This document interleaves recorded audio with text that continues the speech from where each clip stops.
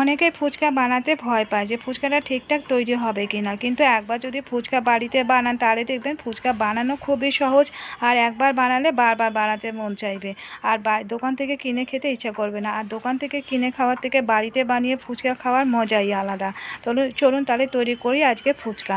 আর এই ফুচকা তৈরি করার জন্য আমি চায়ের কাপে মেপে 1 কাপ নিয়ে নিয়েছি আটা।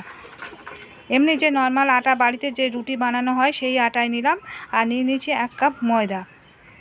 এবারে ওই কাপেরই দিয়ে দেবো 1 কাপ সুজি।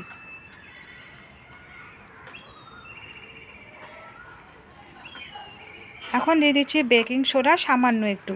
এবারে প্রথমে এই আটা ময়দা সুজিটাকে প্রথমে ভালো করে একটু মিশিয়ে নিচ্ছি। মানে 3টে পরিমাণে সমান সমান দিতে হবে, আটা ময়দা আর সুজি। আমি এখানে 1 কাপ করে করে দিলাম। এবারে যদি হাফ কাপ করে নেন, কম যদি তৈরি করতে চান সেক্ষেত্রে হাফ কাপ আটা, হাফ কাপ ময়দা, হাফ কাপ সুজি এরম দিয়ে করতে হবে। এবারে অল্প অল্প করে জল দিয়ে মেখে নিতে হবে। আর এই মাখাটারও কিন্তু একটা ব্যাপার আছে, মাখাটা একেবারে আটা ময়দার মাখার মতো হবে না, মাখাটা একটু শক্ত করে মাখতে হবে। ওই জন্য একবারে জল বেশি করে দেওয়া যাবে না। দেখুন আমার মাখাটা হয়ে গেছে, এরকম শক্ত করে মেখে নিয়েছি।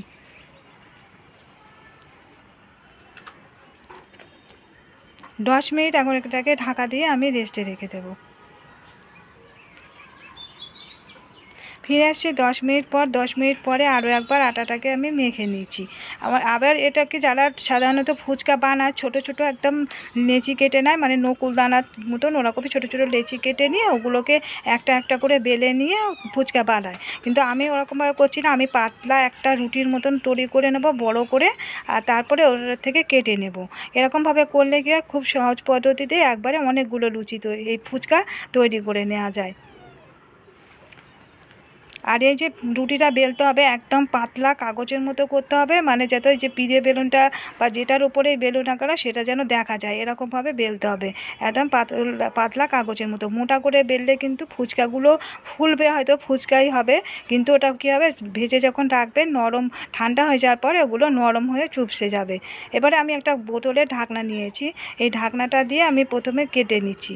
আর কুকি কাটার দিয়ে আমি কেটে দেখাবো। কুকি কাটার দিয়ে কাটলে কী হয়, সেগুলো একটু ছোটো ছোটো সাইজের হয়। আমি কুকি কাটার দিয়েও বোতলের ঢাকনা দিয়ে দুরকমভাবেই কেটে ফুচকা বানিয়ে নিয়েছি বাড়িতে, এর আগে অনেকবার বানানো হয়েছে, কিন্তু সেক্ষেত্রে দেখেছি কুকি কাটার দিয়ে কাটলে বড্ড ছোটো ছোটো ফুচকাগুলো তৈরি হচ্ছে। ওই জন্যই যে বোতলের ঢাকনাটা নিয়েছি, এই বোতলের ঢাকনা দিয়ে ফুচকাগুলোকে কেটে নিচ্ছি। এখন এই যে অনেকগুলো কেটে নিলাম, এবারে এগুলোকে তুলে নিচ্ছি, নিয়ে একটা থালার মধ্যে রেখে দিচ্ছি। আবার এগুলো তুলে কিন্তু অনেকক্ষণ বেশি রেখে দেওয়া যাবে না। আবার অনেকক্ষণ যদি রেখে দেওয়া যায় বেশি ড্রাই হয়ে গেলে সেক্ষেত্রে ফুলবে না। যদি বেলে রেখে দেওয়া হয় সেক্ষেত্রে একটা পাতলা কটনের কাপড় ঢাকা দিয়ে রেখে দিতে হবে উপর থেকে। এবারে আরও একটা রুটি আমি বেলে নিচ্ছি, ওগুলো আমি কেটে রেখে দিলাম। এবারে আরও একটা রুটি বেলে নেব, এগুলো থেকে ফের ফুচকাগুলোকে কেটে নেব।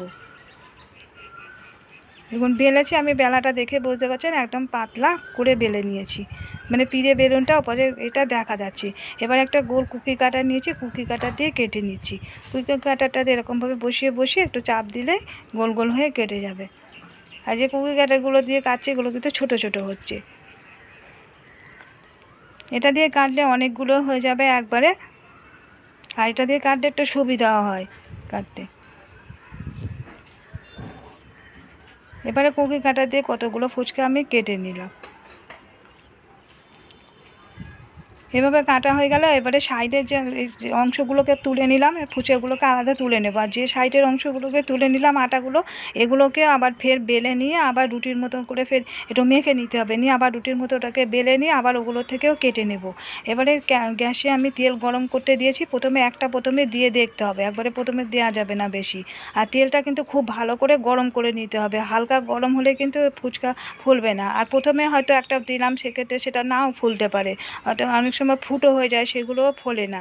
তাতে সেগুলো কিছু হবে না, ওগুলো ভেজে রেখে দিলে চুরমুর বানিয়ে খেয়ে নেওয়া যাবে। এই যে যখনই তেলের মধ্যে দেওয়া হবে, দিয়ে এরকম আলতো করে একটু চাপ দিতে হবে ছাঁকনিটা দিয়ে। আমি যেটা দিয়ে আর কি ওগুলো তুলবো সেই ছাঁকনিটা দিয়ে এরকমভাবে একটু প্রেশার দিলেই ফুলে উঠবে। প্রত্যেকটা দিলেই এরকমভাবে একটু প্রেশার দিতে হবে, তাহলে দেখবেন কি সুন্দর ফুলে উঠবে।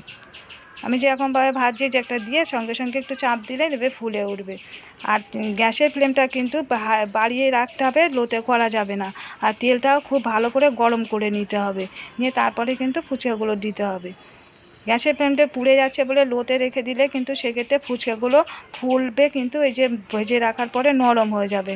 যদি অত্যাধিক পরিমাণে দেখবেন যে গরম হয়ে গেল, সেক্ষেত্রে কড়াটা একটু নামিয়ে রেখে দিয়ে পরে আবার ফের গ্যাসে ওভেনে বসিয়ে আবার ভাজতে হবে।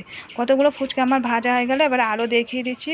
ওগুলো আমি প্রথমে যেগুলো কেটেছিলাম বোতলে ঢাকনা দিয়ে সেগুলো ভেজেছি, আর যেগুলো যে কুকি কাটার দিয়ে কেটেছিলাম সেইগুলো এবারে দিয়ে দিচ্ছি।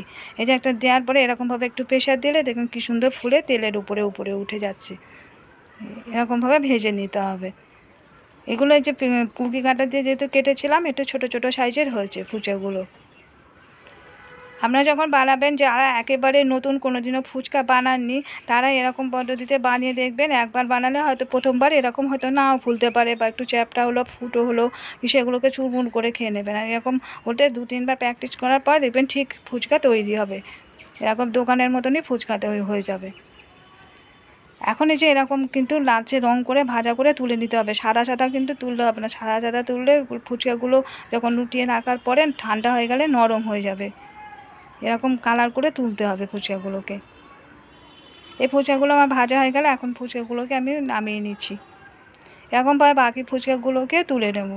আর ফুচকা খাওয়ার জন্য তার জন্য তো লাগবে আলু, মটর আর তেঁতুল টক জল বা মশলা লাগবে। তো বন্ধুরা, আজকে ভিডিওটা কেমন লাগলো কমেন্ট করে জানাতে ভুলবেন না। ভালো লাগলে একটা লাইক দিয়ে দেবেন, শেয়ার করে দেবেন এবং সাবস্ক্রাইব করে রাখার রিকোয়েস্ট করলাম নতুন বন্ধুদের কাছে। আর আজকের ভিডিওটা কেমন লাগলো কমেন্ট করে জানাতে ভুলবেন না কিন্তু। তো আজকের মতো বিদায় নিচ্ছি, আবার ফিরে আসি নতুন কোনো রেসিপি নিয়ে। ততক্ষণ সবাই সুস্থ থাকবেন, ভালো থাকবেন। এবারে ফুচকা আমি একটা ভেঙে দেখাচ্ছি কতটা মুচমুচে হয়েছে, দোকানের ফুচকার মতনই। আর একবার এই ফুচকা যদি বাড়িতে আপনারা বানান তখন দেখবেন আর দোকান থেকে কিনে খেতে মন চাইবে না। মুচমুচে আর পুরো হাতে দিলে এরকম ভেঙে পুরো পাপড়ির মতো ভেঙে যাচ্ছে।